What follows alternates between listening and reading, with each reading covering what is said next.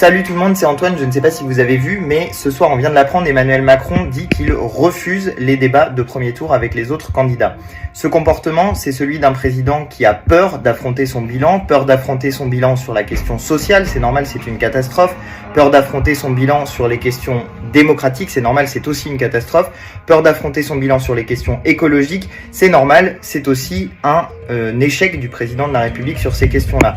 Bref, sur tous les sujets à peu près, Emmanuel Macron refuse d'affronter son bilan, il refuse aussi de présenter son programme en confrontation avec ceux des autres candidats. Ce n'est pas le comportement d'un président qui respecte la démocratie, ce n'est pas le comportement d'un président qui respecte le droit de vote des citoyens français, le droit libre et éclairé des citoyens français à faire leur choix.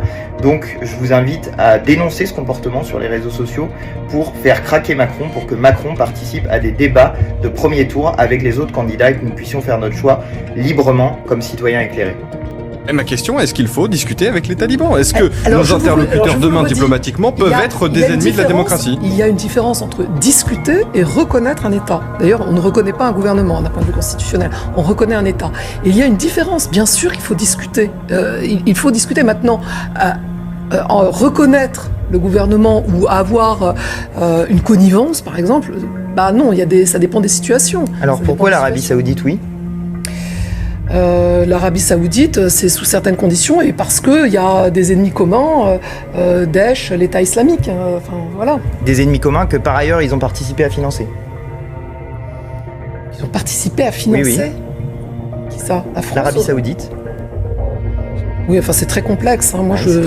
Monsieur Balkany a quand même été condamné pour fraude fiscale. C'est-à-dire qu'il a volé au fisc 3 millions d'impôts sur le revenu et 1,36 millions d'ISF non déclarés. La justice a été plutôt douce avec eux. Ça va, ils sont pas enfermés dans une cellule de 9 mètres carrés dans laquelle ils veulent envoyer les moins de petits délinquants. Des gens comme les Balkany, comme les Républicains, ils arrêtent pas de nous dire qu'il faut que tout le monde aille en prison, que ça soit très dur, etc. Dès qu'il y a le moins de petits délinquants. Eux, ils ont volé 4 millions d'euros au peuple français et ils vont pas en prison. Voilà ce qui choque les gens. Ce sont les voleurs du peuple. D'un homme qui a 73 Peut-être, ans. Mais il a volé le peuple pendant combien d'années ? Chaque année, la fraude et l'évasion fiscale, ça nous coûte à tous 80 milliards d'euros par an.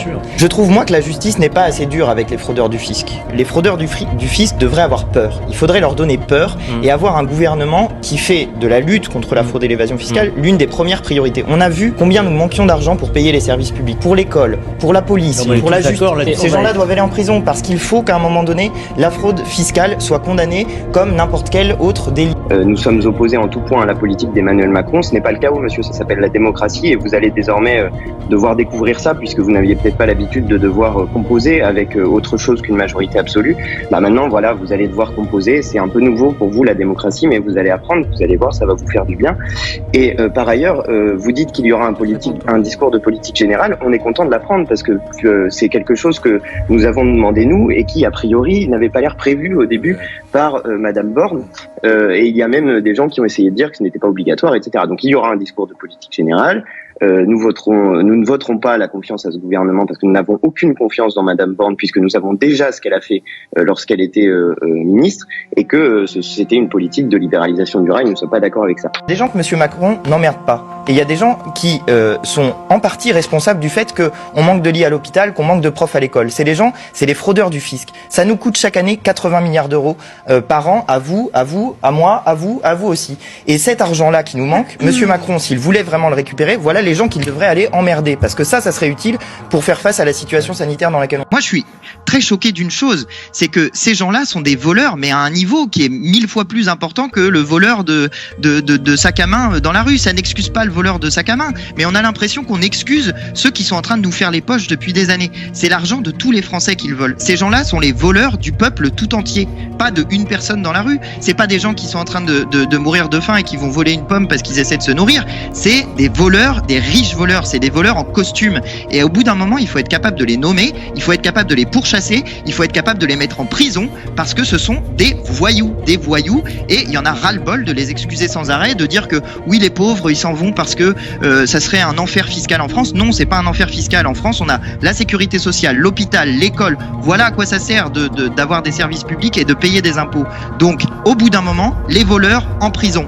Basta, c'est tout, il y en a ras-le-bol. La lutte contre la corruption, c'est au cœur de notre programme et nous avons des mesures que nous allons mettre en place qui sont des mesures extrêmement concrètes et je pense qui permettront d'arrêter. Juste un dernier petit mot, mais là, quand on voit que le gouvernement fait appel à un cabinet de conseil McKinsey auquel il a versé plusieurs millions d'euros et que ce cabinet de conseil ne paye pas d'impôts en France depuis 10 ans, c'est un scandale majeur et ce type-là de corruption doit être aussi extrêmement puni et moi je veux que les gens qui sont coupables de fraude et d'évasion fiscale aillent en prison comme des voleurs qu'ils sont. Sur l'emploi et la situation de l'emploi, l'idée que on n'arrive pas à embaucher est fausse. On n'arrive pas à embaucher dans certains secteurs parce que les conditions de travail sont mauvaises, parce que les salaires sont trop bas et parce que les gens n'ont pas envie. Les gens, quand ils habitent à 30 km de leur travail, il faut bien comprendre qu'avec l'essence à 2 €, s'ils sont payés au SMIC actuel, eh bien, à la fin du mois, ils ont plus de fric. Voilà. Donc, aller travailler, se pourrir la vie pour un salaire de misère où à la fin, on n'a pas d'argent à la fin du mois, eh ben, personne ne veut faire ça et c'est normal. Et c'est facile pour monsieur Macron qui est payé 15 000 € par mois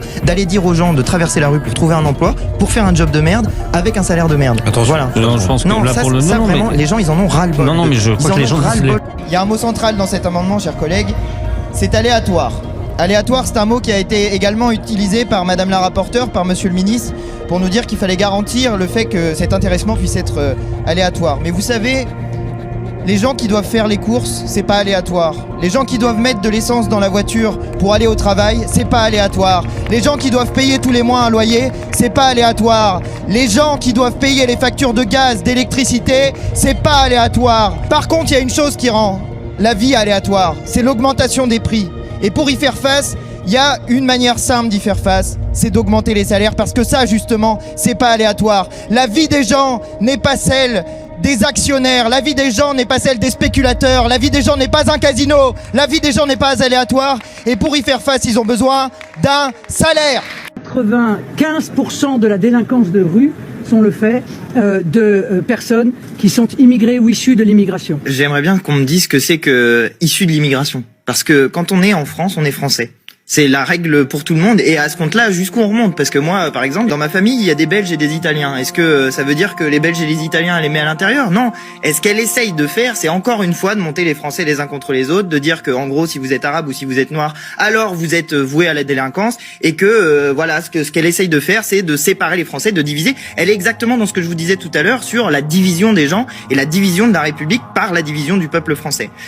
Donc c'est standard. Elle veut pas parler de pouvoir d'achat, elle veut pas parler de République, elle veut pas parler d'écologie, donc allez, vas-y, je t'en remets une couche sur la sécurité parce qu'on n'en parle pas assez. Vous dites, nous n'avons pas supprimé l'ISF, nous l'avons transformé en IFI. Qu'est-ce que vous avez supprimé? Vous avez supprimé l'impôt sur la fortune mobilière, c'est-à-dire sur les actions. Mais pour l'ISF, nous n'allons pas nous arrêter au fait de le rétablir, puisque vous dites que c'est symbolique. Ça rapportait quand même 3 milliards d'euros par an. Avec ça, on aurait pu en faire des infirmières, on aurait pu en faire des professeurs, on aurait pu en faire des policiers, on aurait pu en faire des tribunaux et des juges dans les tribunaux. Voilà ce que nous coûte la suppression de l'ISF, du service public en moins et du pouvoir d'achat en moins pour les Français. Donc nous, l'ISF, non seulement nous allons le rétablir, mais en plus nous allons le porter, le rendre plus progressif de manière à ce qu'il rapporte 8 milliards d'euros. Voilà, il est temps désormais que les riches partagent la richesse. Ils se sont gavés comme jamais pendant la période du Covid. Total a fait les plus grands bénéfices de jamais de l'histoire. L'islamisme, c'est un problème réel. C'est-à-dire le fait que certaines personnes utilisent l'islam comme un objectif politique. Pourquoi? Pour essayer de diviser les Français entre d'un côté ceux qui seraient les musulmans, pour faire un bloc de les musulmans seraient tous des islamistes, etc. et de l'autre, les autres. Mais ça, c'est le même rapport qu'essaye de faire l'extrême droite. Diviser les Français entre musulmans et les autres, c'est ce que fait l'extrême droite. Les islamistes et l'extrême droite sont les deux faces d'une même pièce qui essaient de diviser le peuple français, entre d'un côté ceux qui seraient de la religion musulmane et justement ils essayent de faire un bloc d'ensemble en disant tous les musulmans sont des islamistes et voilà, et de l'autre côté les autres. Et moi je suis partisan au contraire de l'unité nationale.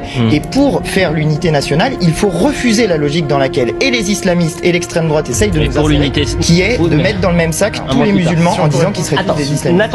Vous faites le lien systématiquement entre immigration et islamisme. Mais on n'a pas le même électorat, voyez-vous, moi j'ai un électorat, on a un électorat de Français, et les Français, bien voyez qu'ils sont... Mais moi aussi, les gens qui votent... Alors, attendez, juste il va falloir que vous appreniez une chose, c'est que les gens qui votent, c'est des Français. C'est le droit de vote, le droit de vote en France, c'est les Français. Juste il va falloir que vous appreniez une chose, c'est que les gens qui votent, c'est des Français. C'est le droit de vote... Allez dire ça à la famille de Cédric Chouviat, que la police ne tue pas. Allez leur dire les yeux dans les yeux. Vous passez un extrait dans lequel un jeune homme rappelle qu'il existe des violences policières. Les nier, faire comme si elles n'existaient pas, c'est dédouaner ceux qui en sont responsables. Si on ne punit pas ceux qui sont responsables de ces violences, si on ne dit pas que c'est très grave qu'il y ait des violences policières, alors on met ça sur le corps dans son ensemble, sur la police dans son ensemble. Les tirs de LBD sur des gilets jaunes, c'était pas pour arrêter des délinquants. Il y a eu 32 gilets jaunes éborgnés. Combien il y a de policiers qui ont été punis pour ça? 0.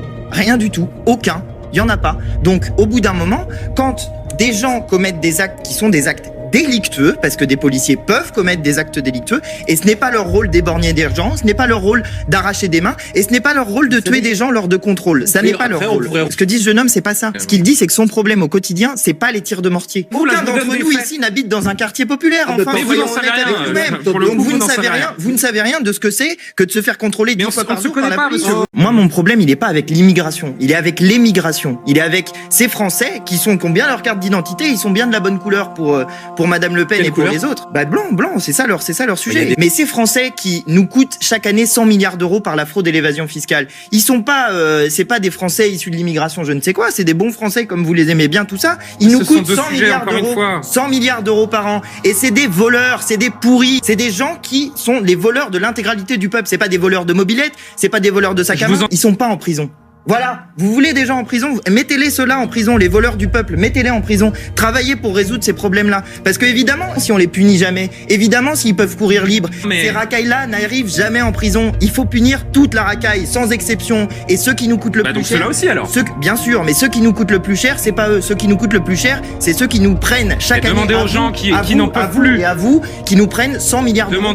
Burkini, ça met pas de l'essence dans la voiture à la fin du mois. Et ça, c'est la diversion systématique qui est faite contre nous. Alors il y a un coup l'islamo-gauchisme, ça n'existe pas mais c'est pas grave. On nous prête des propos sur la police que nous ne tenons pas. Et ça, c'est les deux sujets de diversion permanents. Pourquoi? Parce qu'il y a des gens qui ont intérêt à ce que le système continue tel qu'il est à l'heure actuelle. Il y a des gens qui ont intérêt à ce que l'ISF ne soit pas rétabli. Ils sont très bien, ils sont très riches, ils vont très bien, tout va bien. Il y a des gens qui ont intérêt à ce que la fraude et l'évasion fiscale puissent continuer tranquillement avec des suppressions de postes chez les contrôleurs fiscaux comme ça a été fait dans les années précédentes. L'ISF, il a été modifié, hein.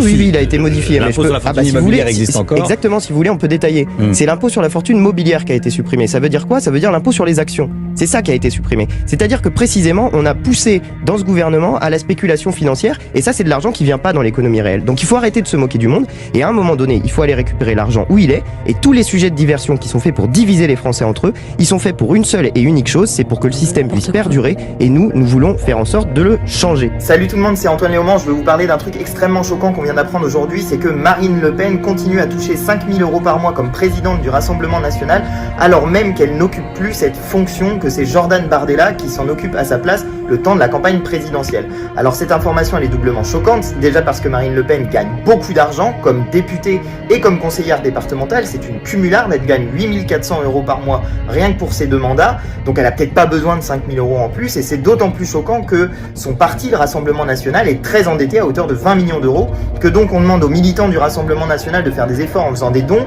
aux gens qui travaillent au Rassemblement National de faire des efforts en faisant des économies, mais qu'elle continue à toucher de l'argent pour un poste qu'elle n'occupe même pas effectivement. C'est quand même assez significatif pour une personne qui nous dit que les immigrés coûtent cher, de toucher un salaire pour une fonction qu'elle occupe pas, franchement, c'est très choquant. Vous avez quand même perdu 2 fois face à Emmanuel Macron. Marine Le Pen était candidate face à lui en 2017, elle a été qualifiée en 2017 face à lui au second tour, elle a fait un débat catastrophique, elle a perdu face à lui. Elle a été qualifiée en 2022, elle a fait un débat catastrophique, elle a perdu face à lui. Donc ceux qui ne sont pas capables de battre Macron, c'est Marine Le Pen. Mais pour une raison simple, effectivement, il y aura toujours une différence entre vous et moi. Parce que je ne suis pas d'accord pour diviser le peuple français sur la base de la religion ou sur la base de la couleur de peau. On a vu à 2 reprises que le Rassemblement National est incapable de gagner dans un second tour face à Emmanuel Macron pour les raisons que je viens d'indiquer. En revanche, nous défendons la retraite à 60 ans, nous défendons le SMIC à 1 400 €, nous défendons le blocage des prix, nous défendons la planification écologique et nous avons la possibilité d'avoir une majorité à l'Assemblée nationale. Je vous dis pourquoi. Parce que dans 423 circonscriptions, avec les scores de l'élection présidentielle, l'Union populaire est en capacité de se qualifier au second. Le système panique depuis que Jean-Luc Mélenchon et les forces du bloc populaire ont signé un accord. Eh bien, les mêmes qui nous disaient « Pourquoi vous n'êtes pas ensemble, vous n'y arriverez jamais ?» nous disent aujourd'hui « Mais pourquoi pourquoi vous êtes ensemble, vous avez tellement de différences. Et surtout, ils ont recommencé les attaques sur l'islamo-gauchisme. Pourquoi? Pour faire croire que le problème, c'est les musulmans. Et en réalité, ils ont peur parce que Jean-Luc Mélenchon est l'une des personnalités politiques préférées des Français. Il a même une cote de confiance qui est supérieure à celle d'Emmanuel Macron aujourd'hui. Et puis dans les sondages, les forces du bloc populaire sont largement en tête de l'élection législative à venir les 12 et 19 juin. Alors pourquoi ils font ça? Eh bien pour dissuader les électeurs de Jean-Luc Mélenchon et des forces du bloc populaire d'aller voter aux législatives, et puis surtout pour préparer des deuxièmes tours dans lesquels il y aurait des candidats de la nouvelle Union populaire face à des candidats En Marche. Comme ça, ils essayent de faire en sorte que l'extrême droite vote pour LREM. Ne tombez pas dans ce panneau. Regardez quel est votre intérêt dans ces élections législatives. Le SMIC à 1400 €, la retraite à 60 ans, c'est avec les candidats de la nouvelle Union populaire. C'est les 12 et 19 juin. Et si on reste mobilisé dans les urnes, eh bien on pourra avoir Mélenchon Premier ministre et appliquer ce programme de la nouvelle Union populaire. Alors les médias ont un rôle crucial dans la vie démocratique d'un pays.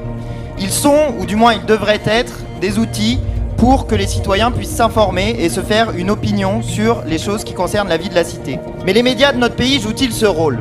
Non. Ils sont en réalité l'inverse. Alors que notre pays compte 10 millions de pauvres, alors que 8 millions de personnes vont à l'aide alimentaire, alors que 1200 personnes meurent du travail chaque année dans notre pays, alors que 2000 personnes meurent dans et de la rue dans notre pays, alors qu'un paysan se suicide tous les 2 jours, et alors que l'un des plus grands scandales d'évasion fiscale vient d'être mis à jour avec les Pandora Papers, de quoi parle-t-on? D'autre chose. Les médias de notre pays organisent donc la diversion permanente. Plutôt que de parler des sujets qui ont un rapport avec la vie de la cité et avec la devise de notre pays, liberté, égalité, fraternité, eh bien eux, ils ont inventé un nouveau triptyque.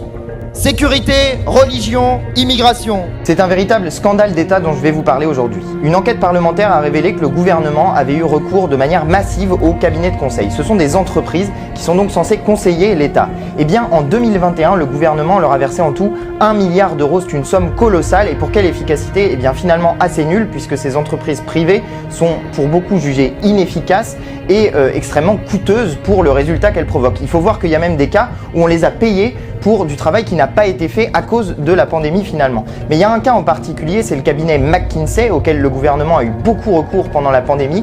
Et bien ce cabinet, on leur a versé 17 millions d'euros d'argent public et ils ne payent aucun impôt en France depuis 10 ans. C'est un énorme scandale. Vraiment, il est temps que cesse cette pratique du recours au cabinet de conseil. Il est temps que ceux qui doivent payer des impôts en France le fassent. Et pour ça, il y a un moyen simple, dégager Emmanuel Macron le 10 et le 24 avril et faire élire Jean-Luc Mélenchon pour que ceux qui doivent payer des impôts en France les payent.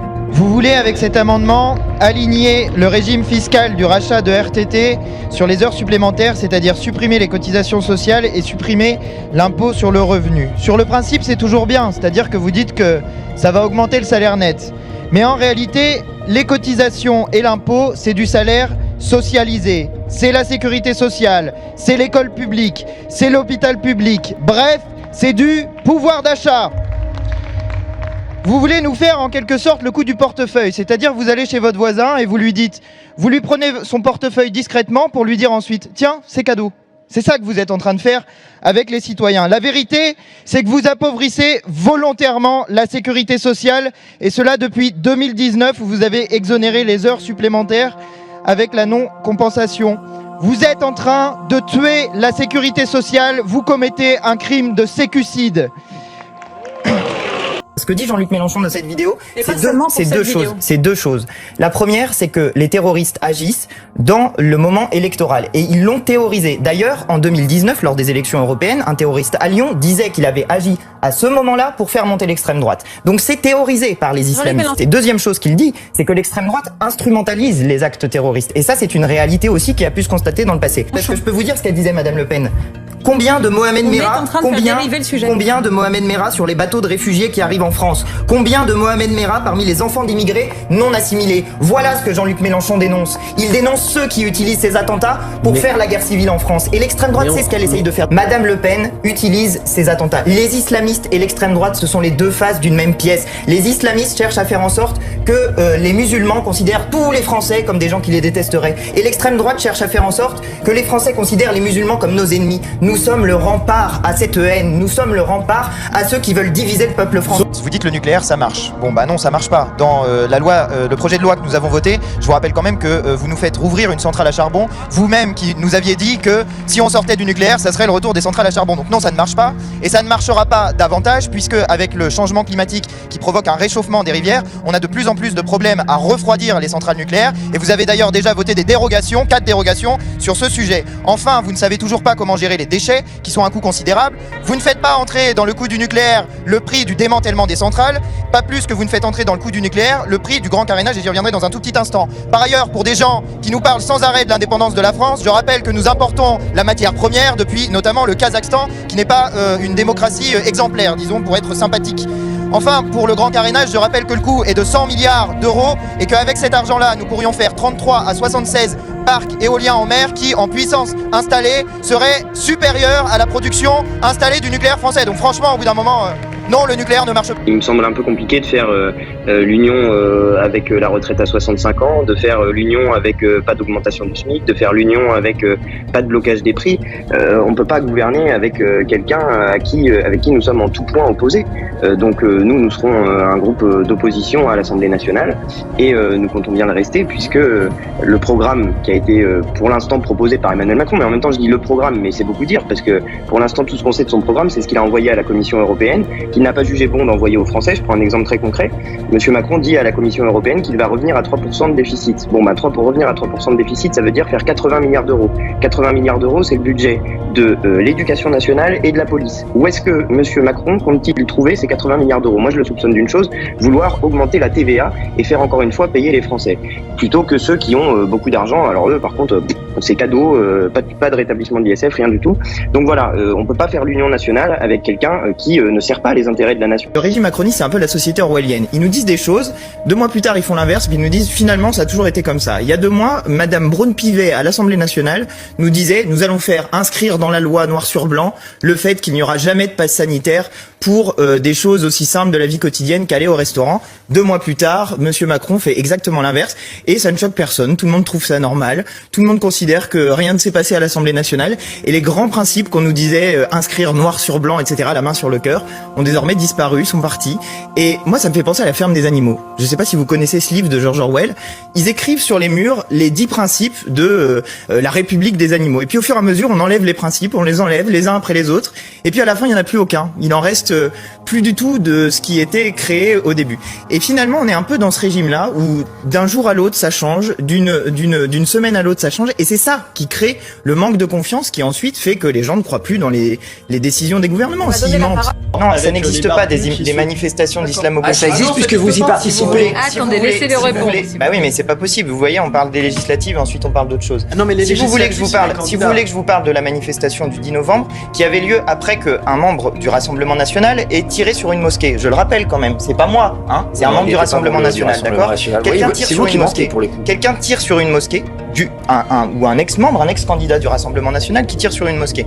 Là, le devoir national, c'est de faire preuve de solidarité avec nos compatriotes, quelle que soit leur religion. Le devoir national, c'est pas d'aller manifester des islamistes. Avec la CGT aussi, avec les syndicats qui appelaient, avec un certain nombre de forces politiques. Et je pense des croix. Non, avec des gens avec des gens qui avaient un drapeau français. Moi, en tout cas, j'y suis allé avec mon drapeau français, d'accord? Pour dire que l'unité du peuple français est ce qui doit primer par-dessus tout. Et pour dire que nos compatriotes musulmans sont nos compatriotes. Et qu'ils ne doivent pas être victimes de gens qui veulent les menacer ou essayer de les tuer. D'accord? Il y a un débat de salubrité publique à avoir au second tour si Jean-Luc Mélenchon est face à Emmanuel Macron. Puisqu'il a assumé cette fois-ci qu'il voulait faire la retraite à 65 ans, il l'assume parce qu'il est à 30% dans les sondages. Je pense que s'il était à 20%, il l'assumerait pas. Donc, je dis aussi aux gens qui nous écoutent, pensez à ça. Quand vous allez voter Macron, vous allez voter pour diminuer vos droits sociaux. Si vous voulez voter pour augmenter vos droits sociaux, il faut voter pour Jean-Luc Mélenchon qui lui propose cette retraite à 60 ans et qui propose aussi qu'il n'y ait pas une retraite en dessous du SMIC revalorisé à 1400 € pour une carrière complète. On propose également d'augmenter le minimum vieillesse au-delà du seuil de pauvreté. C'est pas normal qu'il y ait dans notre pays des personnes âgées qui vont faire les poubelles à la sortie des magasins. C'est pas normal. Ça ne devrait pas arriver dans un pays aussi riche que la France. Dans ce pays, le principal problème qui reste, c'est la question des tests. Vous l'avez évoqué, il y a déjà un problème qui est celui du nombre de tests, mais il y a un autre problème qui est la gratuité des tests. Et c'est des fake news qu'ils diffusent régulièrement. Les tests en France sont gratuits. ils sont gratuits pour 91% de la population. En fait, ils sont payants pour ceux qui refusent de se faire vacciner. Il faut arrêter avec ces fake news diffusées principalement par la France Insoumise et le Rassemblement National. Fake news, dit Xavier Iacovelli sur le plateau. Mais non, vous venez de dire, monsieur, vous-même, que ce n'est pas une fake news, puisque vous avez dit que les tests n'étaient pas gratuits pour les personnes non vaccinées. Donc les tests ne sont pas gratuits pour tout le monde. C'est un 91% de la population. Oui, 9% de la population qui refuse de la solidarité nationale. Eh ben non, c'est pas ça. Il y a 9% de la population qui ne sont pas d'accord pour se faire vacciner. Et encore une fois, il faut arrêter de prendre les gens pour des abrutis. Les gens qui ne se font pas vacciner, ils ont des raisons qui leur sont personnelles, avec lesquelles je ne suis pas en accord. Moi, je suis vacciné, je l'ai fait, etc. Mais les gens qui ne se font pas vacciner ont de très bonnes raisons pour eux, dans leur tête, de le faire. Antoine Léaumont, Éric Zemmour va-t-il trop loin ? Il continue à faire ce qu'il fait toujours, c'est-à-dire qu'il a un livre à vendre, donc il essaye de créer une polémique pour vendre son livre, et malheureusement les polémiques que lance Éric Zemmour, c'est toujours à peu près les mêmes. Il y a 4 ans, il avait déclaré que le maréchal Pétain avait sauvé les Juifs de France. Je suis désolé, mais quand quelqu'un dit que le maréchal Pétain a sauvé les Juifs français, il manque de respect pour la France, et il manque de respect pour les gens qui se sont battus effectivement pour défendre la France et la patrie contre les nazis. Donc je trouve que monsieur Zemmour, pour vendre ses livres, va très loin dans les polémiques qu'il déclenche. La vision de l'identité française, c'est l'identité républicaine. On est français pour moi quand on est d'accord pour dire liberté, égalité, fraternité. Point. On peut s'appeler Absatou, on peut s'appeler Rachid, on peut s'appeler Antoine, on peut s'appeler n'importe comment. Dès lors qu'on est d'accord pour dire liberté, égalité, fraternité, alors on fait partie de la patrie des Français. Monsieur Zemmour fait comme tous ceux qui veulent protéger les riches. Il ne parle pas de la fraude fiscale qui nous coûte 80 milliards d'euros par an. Il oppose d'un côté les chefs d'entreprise en disant « Bouh, on vous contrôle trop les chefs d'entreprise » et de l'autre les caïds de banlieue. Les caïds de banlieue, il faut les combattre avec la police et avec du renseignement. Mais par contre, les fraudeurs et les évadés fiscaux, ceux-là, oui, il faut les pourchasser. Ceux-là, ils nous coûtent 80 milliards d'euros par an. Et ils nous volent de l'argent à tous. Ils vous volent de l'argent à vous et à moi. Et moi, j'en ai ras-le-bol qu'on parle sans arrêt des petits caïds de banlieue et qu'on parle jamais des gros voleurs qui nous font les poches à tour de bras. Et ses amis les riches qui peuvent faire de la fraude et de l'évasion fiscale, ils n'en parlent pas. Pourtant, c'est ça qui menace notre système social bien plus que la prétendue fraude aux allocations sociales. Et c'est un objectif systématique de la droite, d'essayer de diviser les gens sur cette base-là, d'essayer de diviser les gens parfois sur la religion, parfois sur la couleur de peau, parfois en essayant de chercher celui qui est plus pauvre que vous. Donc monsieur Zemmour, il a un discours qui vise un seul objectif, protéger les puissants et les riches qui mettent leur argent en Suisse, au Luxembourg ou dans les paradis fiscaux. Ceux-là, il n'en parle pas parce qu'il souhaite qu'ils votent pour lui et qu'il finance sa campagne.